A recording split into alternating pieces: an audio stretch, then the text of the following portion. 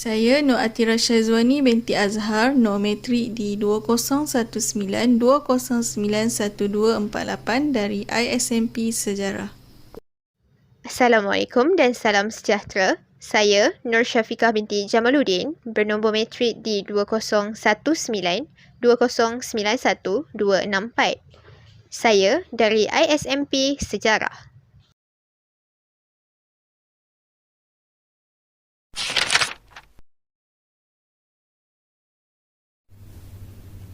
Konsep pembelajaran murid tahap 1 hingga 3 tanpa peperiksaan bermula tahun ini. Ketua Pengarah Pelajaran Datuk Dr. Amin Senin mengakui ia berupaya melestarikan pendidikan abad ke-21 selain meningkatkan potensi menerusi pentafsiran bilik darjah EB.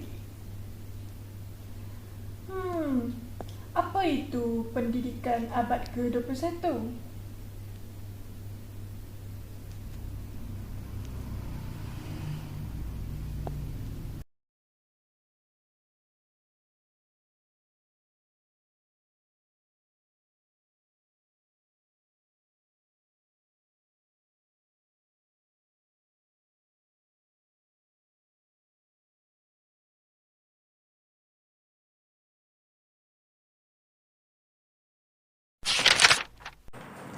Assalamualaikum dan hai semua.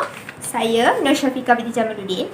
Baiklah, pada hari ini saya akan memulakan perbincangan kita mengenai satu buku yang saya pegang ini, dan saya dan rakan saya Nur Atira Syazwani bakal membuat ulasan mengenai buku ini. Baiklah semua, buku yang telah saya pegang ini bertajuk Trend dan Isu Pendidikan Abad ke-21. Buku ini telah dikarang atau ditulis oleh seorang pensyarah Universiti Awam yang bernama Nurlizawati Abdullah.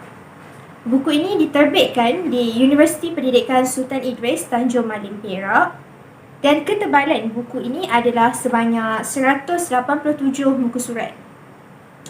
Untuk pengetahuan semua juga, saiz buku ini tidak besar dan tidaklah terlalu kecil. Ianya bersaiz A5 dan berukuran 15 cm x 1 cm x 23 cm. Manakala font bagi buku ini adalah berbentuk Arial dan bersaiz 12. Okey, baiklah semua. Seterusnya saya akan membincangkan berkaitan dengan konsep buku ini, iaitu konsep muka hadapan dan konsep muka belakang, kulit depan dan belakang. Okey, baiklah. Apa yang kita dapat lihat daripada penggunaan buku ini secara keseluruhannya di kulit hadapan dan kulit belakang, penulis telah menggunakan unsur warna, iaitu warna biru kuat ataupun biru gelap sebagai latar bagi buku ini. Oleh itu, apa yang dapat ditafsirkan di sini, warna menggambarkan sesuatu yang luas dan merangsang sesuatu idea pemikiran itu ke arah yang lebih positif, khususnya kepada pembaca. Oleh itu, maksud daripada warna biru gelap ini adalah ianya merangsang pemikiran yang lebih ke arah positif terhadap pembaca. Seterusnya, saya akan menerangkan berkaitan dengan beberapa simbol yang terdapat di kulit hadapan buku ini, iaitu terdapat yang pertama, simbol e-learning.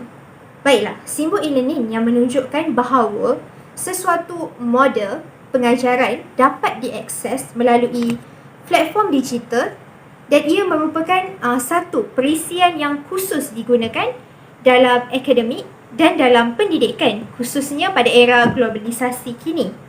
Okey, seterusnya, selain daripada logo e-learning, kita juga dapat lihat logo yang seterusnya. Di sini adalah logo elektronik.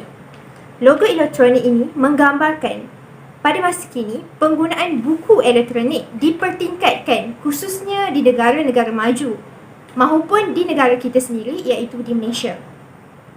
Hal ini bukan sahaja memudahkan para pelajar, malah memudahkan para guru untuk mencari maklumat.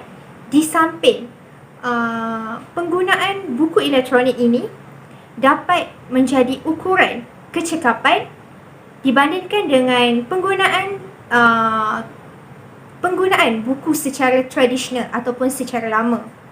Okey, baiklah. Seterusnya, logo yang terdapat di muka hadapan ini adalah logo gadget, iaitu logo telefon pintar. Okey, seperti yang kita semua sedia maklum, gadget atau telefon pintar amat mempengaruhi kehidupan khususnya para pelajar pada masa kini.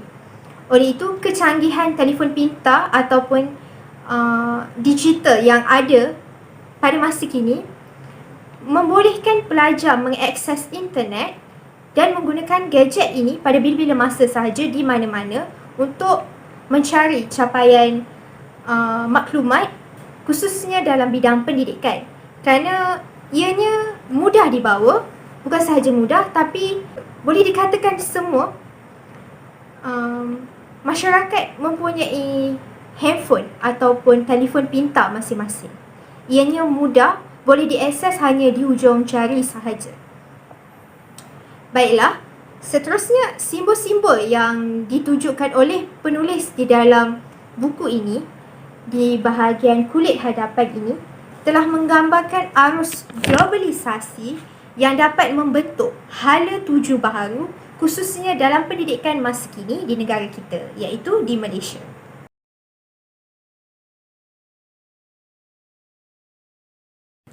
Okey, baiklah semua. Seterusnya saya akan meneruskan ulasan mengenai maklumat dalaman buku ini, iaitu kekuatan yang saya fikirkan ianya relevan untuk diperkatakan kerana kekuatan buku ini akan menjadi faktor penarik kepada pembaca di luar sana untuk cuba membaca buku ini. Baiklah, melalui pembacaan dan penelitian saya dan rakan saya di dalam buku Trend dan Isu Pendidikan Abad ke-21 ini, dapat dilihat bahawa kekuatan di dalam buku ini adalah dari segi penulisannya. Okey, buku ini adalah bersifat akademik, iaitu berbentuk penulisan ilmiah, bukanlah sekadar rekaan semata-mata dan tidak mempunyai unsur tokok tambah. Selain itu, dapat dilihat di sini juga persoalan dan jawapan yang telah ditulis di dalam buku ini adalah secara teliti dan agak teratur, iaitu melalui data-data yang telah dikaji, telah dikumpul dan disampaikan atau diterjemahkan dengan baik oleh penulis di dalam buku ini. Okey, selain itu, penulis juga telah menulis buku ini dengan gaya yang baik, iaitu tanpa sebarang unsur emosional dan tiada sebarang unsur memutarbalikkan fakta. Seterusnya, penulis juga telah menggunakan pendekatan penulisnya dalam bentuk penulisan yang jelas, tepat dan benar. Okey, maksud jelas di sini adalah bererti penulisan yang mudah difahami oleh pembaca. Manakala maksud tepat di sini bererti penulis tidak memberi ruang dan peluang untuk pembaca menyalah tafsirkan apa yang mereka baca di dalam buku ini. Seterusnya, maksud penulisan yang benar di dalam buku ini bererti penulisan yang tidak bersifat sama-sama. Ianya lebih kepada penulisan secara terus dan mudah difahami dan dihadam oleh para pembaca. Selain itu, berdasarkan pembacaan dan penelitian saya, kekuatan buku ini juga adalah dari segi data dan sumber yang dirujuk oleh penulis di dalam buku ini. Sebagai contohnya, penulis telah merujuk sumber-sumber yang berautoriti seperti artikel, jurnal dan buku-buku yang telah disahkan kesahihannya untuk dirujuk. Selain itu, sumber-sumber dan data-data yang digunakan oleh penulis sebagai bahan rujukan juga telah disusun secara sistematik, iaitu disusun secara teratur mengikut abjad dari A to Z. Okey, baiklah. Seterusnya, penulis juga telah menggunakan format rujukan atau bibliografi berbentuk American Psychological Association atau APA di dalam penulisan buku ini. Di dalam buku ini juga dapat dilihat penyusunan struktur yang disusun oleh penulis, iaitu struktur penyusunannya dimulai dengan pengenalan, isi huraian yang dilampirkan isu persoalan yang timbul atau dibincangkan di dalam buku ini, cara atau cadangan dan diakhiri dengan kesimpulan. Ianya juga dapat dilihat di sini bahawa penulis buku ini adalah mempunyai penyusunan dan penstrukturan yang baik dilakukan di dalam buku ini. Penulis juga telah mengetengahkan isu dan permasalahan berkaitan dengan trend dan isu dalam pendidikan abad ke-21 di dalam buku ini, dan pelbagai perbahasan dan pendapat mengenai isu tersebut juga dituliskan dan dimasukkan juga beberapa cadangan dan penambahbaikan cara mengatasi isu yang telah menjadi cabaran terbesar di dalam dunia pendidikan pada masa kini. Oleh itu, melalui kelebihan yang ada di dalam buku ini, diharapkan ianya sedikit sebanyak dapat membuka hati atau menjadi faktor tarikan kepada anda semua untuk dapatkan buku ini. Seterusnya kita teruskan dengan slide yang seterusnya. Okey, baiklah semua. Sebentar tadi kita dapat lihat banyak kekuatan yang terdapat di dalam buku Trend dan Isu Pendidikan Abad ke-21 ini. Namun di sebalik kekuatan terdapat juga beberapa kelemahan yang terdapat di dalam buku ini.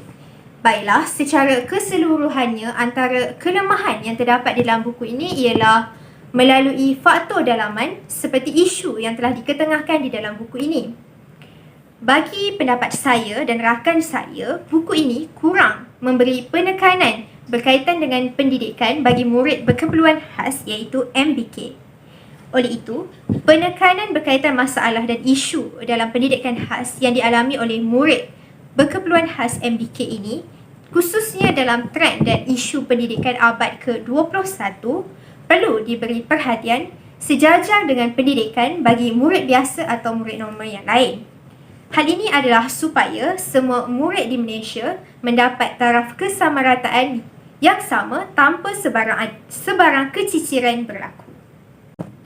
Baiklah semua, seterusnya saya akan menerangkan berkaitan dengan slot terakhir bagi bahagian saya. Saya akan kemukakan atau membuat ulasan berkaitan dengan ciri-ciri istimewa di dalam buku ini. Okey, ciri istimewa yang terdapat di dalam buku ini adalah berteraskan mesra pengguna.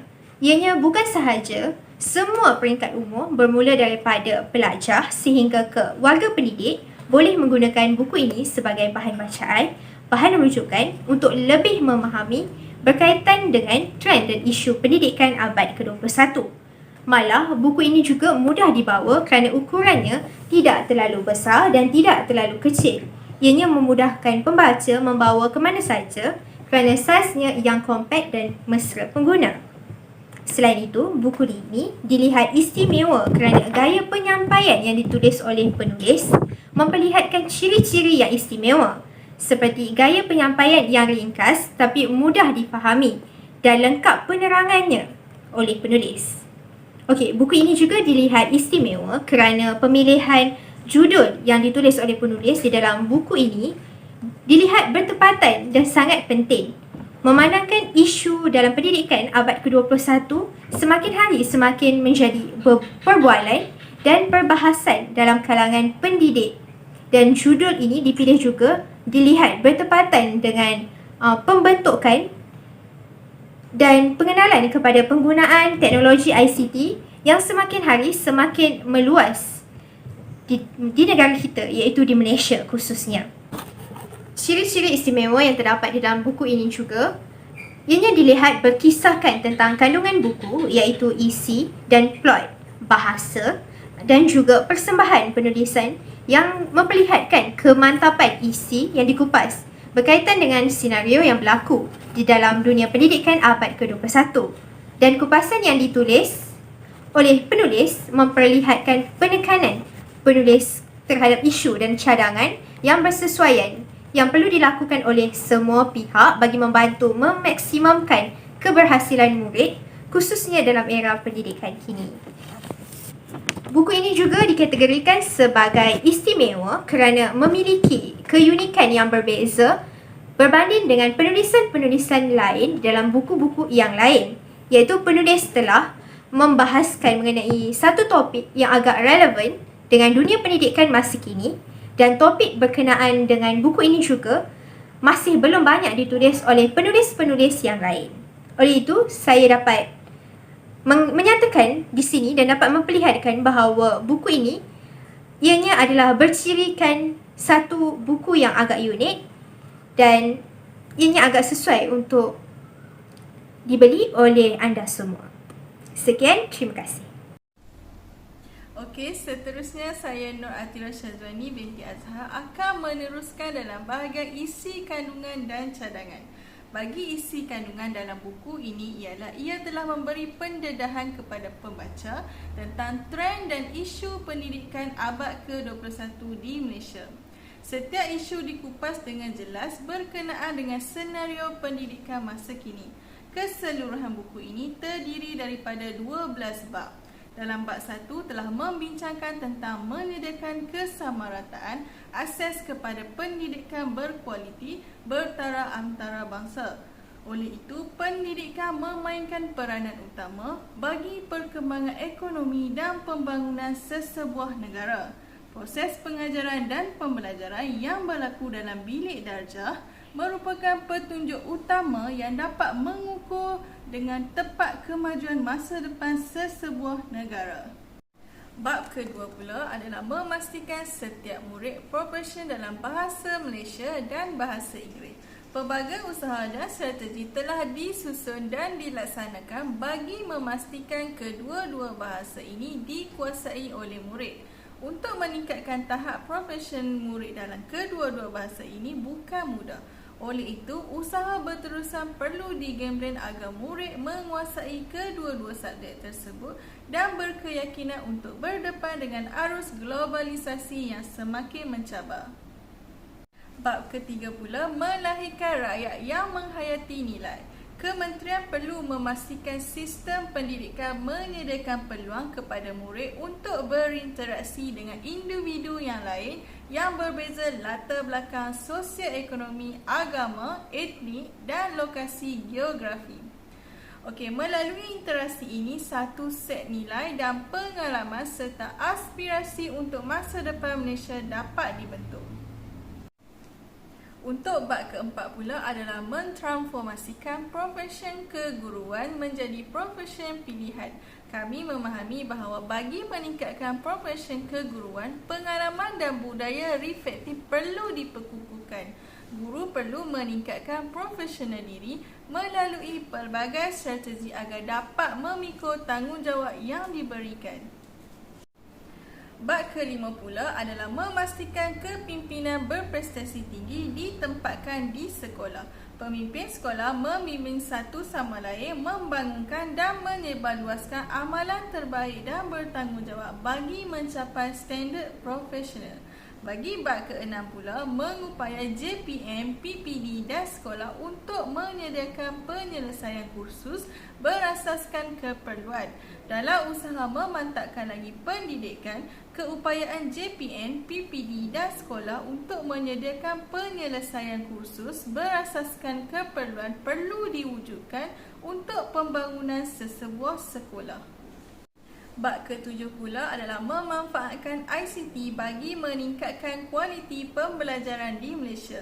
Proses pelaksanaan transformasi pendidikan memerlukan pendekatan dan strategi baharu agar setiap murid ini mampu untuk menguasai kemahiran yang diperlukan dalam abad ke-21. Dalam anjakan ketujuh, memfokuskan kepada tindakan memanfaatkan teknologi maklumat dan komunikasi ICT bagi meningkatkan kualiti pembelajaran. Bagi bab ke-8 pula, memtransformasikan kebolehan dan keupayaan penyampaian kementerian. Bagi memastikan sistem pendidikan Malaysia terus relevan dalam dunia yang berkembang hebat ini, ia perlu menggabungkan semangat inovasi dan kreativiti dalam sistem itu sendiri. Hanya melalui usaha yang berseterpadu dan perubahan pada setiap pihak yang berkepentingan, maka sistem pendidikan Malaysia dapat benar-benar menangani cabaran abad ke-21 yang sentiasa berubah. Bab ke-9 pula adalah bekerjasama dengan ibu bapa, komuniti dan pihak swasta secara meluas. Proses pembelajaran tidak hanya berlaku di sekolah tetapi turut merangkumi aktiviti-aktiviti di luar sekolah yang melibatkan penyertaan ibu bapa, komuniti dan pihak swasta. Kementerian akan melaksanakan anjakan yang ke-9 iaitu memperluaskan jalinan kerjasama dengan ibu bapa, komuniti dan pihak swasta. Bab ke-10 pula memaksimumkan keberhasilan murid bagi setiap ringgit. Pendidikan berkualiti adalah merupakan matlamat kementerian dalam melakukan transformasi pendidikan. Pendidikan akan menentukan maju atau mundurnya sesuatu bangsa. Selain itu, pendidikan menentukan hala tuju sesuatu bangsa itu di sesebuah negara, sama ada bangsa itu menjadi satu bangsa yang baik atau sebaliknya. Bab ke-11 pula adalah meningkatkan ketulusan untuk accountability awam secara langsung. Sistem pendidikan di Malaysia telah menempa banyak kemajuan sepanjang 5 dekad yang lalu. Usaha berterusan harus digembleng dalam memastikan pendidikan Malaysia terkenal di persada dunia. Akhir sekali, bab yang ke-12 pula membincangkan pembelajaran abad ke-21 memerlukan guru untuk menjadi pembimbing kepada murid supaya mereka mempunyai kemahiran berfikir, menyelesaikan masalah, berkomunikasi dan berkolaboratif. Sehubungan dengan itu, guru perlu melengkapkan diri dengan minda serta ciri-ciri pendiri abad ke-21. Di samping itu, guru perlu bersedia untuk menghadapi cabaran dalam sistem pendidikan. Cadangan dalam menambah baik isi kandungan dalam buku ini adalah isi kandungan itu perlulah membincangkan sekali isu yang berkaitan dengan pendidikan golongan berkeperluan khas. Dalam buku ini juga perlu membincangkan tentang isu-isu pendidikan berkaitan golongan pendidikan khas yang ada di negara kita, kerana golongan ini juga berhak untuk mendapatkan pendidikan yang sepatutnya. Oleh itu, sistem pendidikan negara kita memerlukan penambahbaikan setiap masa. Dengan membincangkan juga berkenaan dengan golongan berkeperluan khas ini dapat membolehkan para pembaca jelas berkenaan dengan pendidikan khas di negara kita, dan ini merupakan cadangan relevan dari kumpulan kami bagi menambah baik isi kandungan buku ini. Sekian sahaja daripada kumpulan kami. Terima kasih.